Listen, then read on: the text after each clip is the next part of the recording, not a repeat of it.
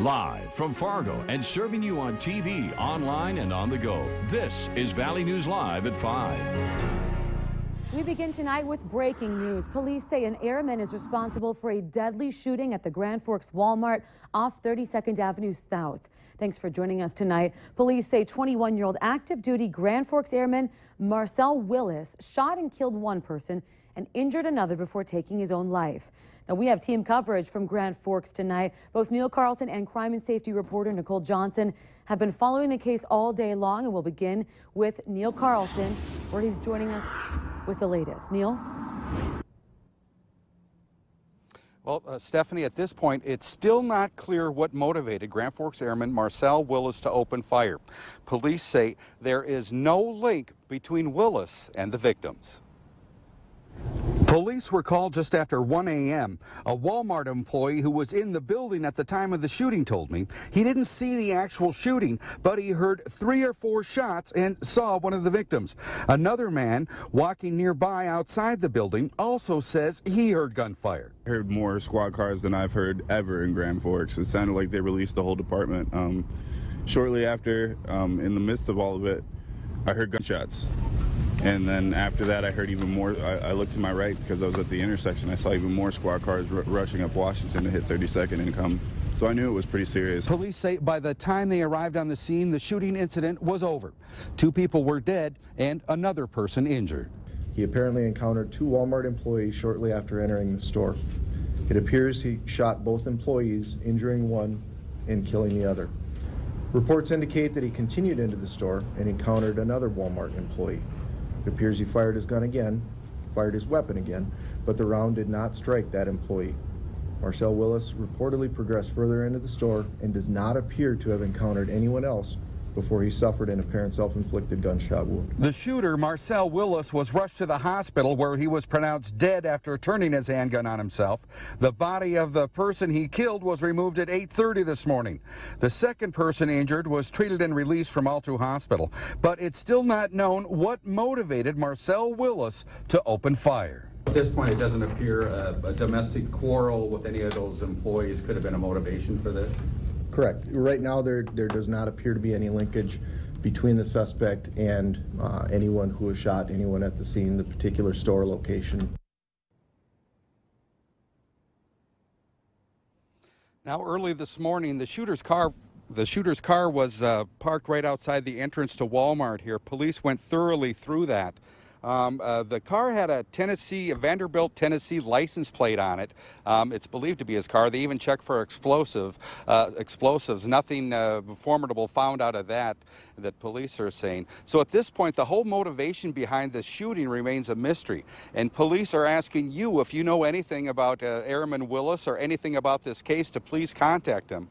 Because at this point, there's no motivation for this shooting or why this tragedy had to happen here. Neil, thank you so much. Now, if you want to watch that whole news conference from police, we have it online at valleynewslive.com. And our team coverage continues now with the Valley News Team's crime and safety reporter, Nicole Johnson. She has more from a witness inside Walmart at the time of the shooting. Nicole? The store remains closed, but it's still been busy with employees and customers pulling up, wondering what happened. Learning about the shooting, shocked as you can imagine. We spoke with one shopper inside at the time who heard the gunshots and called 911 as he ran and hid.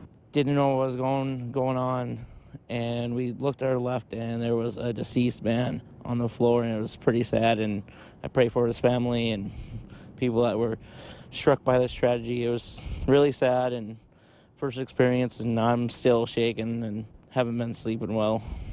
The names of the 2 Walmart employees involved in the shooting are expected to be released tomorrow. We spoke to family members of the victim who died in the shooting. They didn't want to speak on camera, but say he was passionate about his job, working at Walmart for over 20 years, and he loved the night shift because it was quiet. The other Walmart employee was released from the hospital today. We're told satisfactory condition. Reporting in Grand Forks, Nicole Johnson, Valley News Live. Thanks, Nicole. We spoke with Walmart officials today, and they told us that they do not know when the store will reopen. We're going to have more reaction from the community of Grand Forks coming up tonight on Valley News Live at 6. Well, to our weather now. What a nice, beautiful, warm day we've had. It Feels a lot like summer, and what a great day to go sunbathing. We're also wondering if showers might rain on our parade tonight. Let's go to the Weather Center to check out tonight's forecast. Hutch? Thanks so much, Stephanie. We do have some hit and miss thunder showers, and some of them briefly strong across the valley. As we head into the evening, though, things are focused on a line from Roseau County near Roseau down through the Thief River Falls area into western Polk County, and now moving through parts of western Cass County, some thunder cells. Also down near the South Dakota border, just south of Ellendale, some storms. Some reports of some small hail not far from Galesburg and Hunter in northern portions of Cass County earlier. Look at the heat is on in Grand Forks. 85 there right now, 82 Langdon. It is in the mid-70s from Jamestown through Fargo-Moorhead, low 70s in Lakes Country. A beautiful evening indeed. Can't rule out an isolated thunder shower. Can't rule out an isolated small hail event. So we'll keep our eyes on the skies. Otherwise, temperatures this evening will be falling through the 70s by the time we get to sunset. It's looking nice, 85. Yeah, feels summer-like, so you're right. The sunbathing thing, pretty good idea. It is. All right, thank you, Hutch. Well, lawyers for a West Fargo teacher accused of having a sexual relationship with a student have filed a response to the state's request for a mistrial. Court documents say that the court should not grant a mistrial and recognize the jury's unanimous decision to acquit Aaron Knodel on 3 of the 5 counts after the 12th juror was hospitalized during deliberations. The response says, in part, the state did not take action on the time of the trial, never requested the pull of the 12th juror, and if the juror was pulled, it would not have changed the results.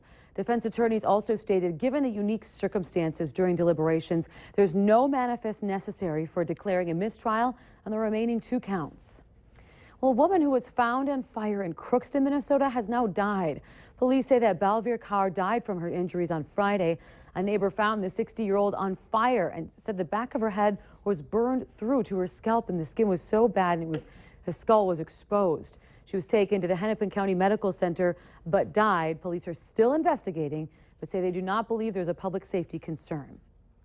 A few times every year you hear about young athletes dying from an undiagnosed hidden medical condition. Just this past weekend, that happened to a young Bemidji baseball player. And though deaths from this type of thing are rare, they do happen. We wanted to know if there were some tests that young athletes should be getting ready for prior to playing sports. Valley News Team's Bradford Eric has the answers from a local doctor.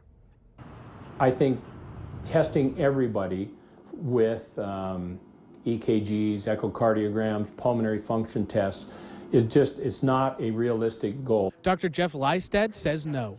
He says it's just not feasible or necessary to do in-depth medical tests for kids. But within the last 7 months or so, there's been at least 3 deaths of young athletes in the region. Last November, Patrick Schoonover died from an undiagnosed heart problem at a Brainerd hockey tournament. In January, Matthew Holland, a Barnesville grad and Mayville State University football player, had a seizure and died.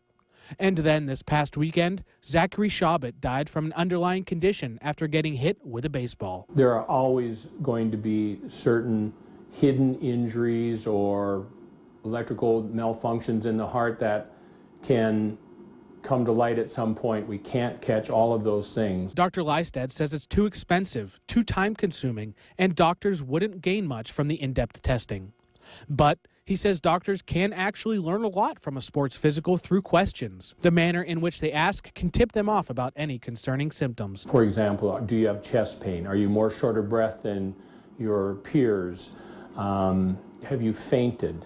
Have you had a concussion? I mean, so we try and find out, are there some red flags out there that would prompt us to go further? Dr. Lystad says your best bet, get regular checkups.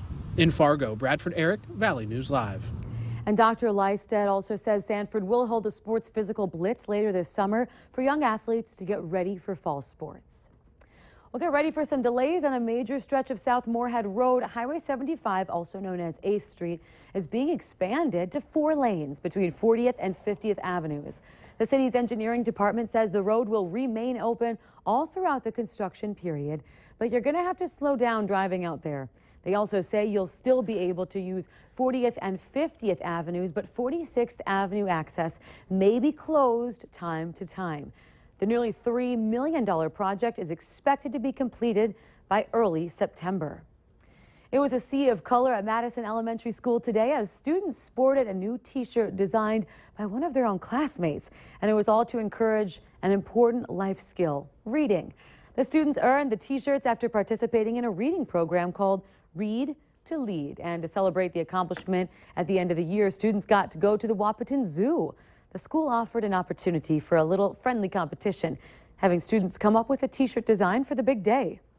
It was kind of like a competition, like everyone would like write their idea on a piece of paper with a t-shirt, and then the office or someone would pick the best one that they like, and then they would design it, and they all would get different kind of color. The t-shirts were funded by Madison PTA. From family reunions to barbecues, baking a sweet treat will be one way to impress your guests this summer. Friends from Kay's Bakery say that when thinking ahead to the 4th of July, they've said that a delicious red velvet cake is perfect. And by adding blueberries, it will look patriotic.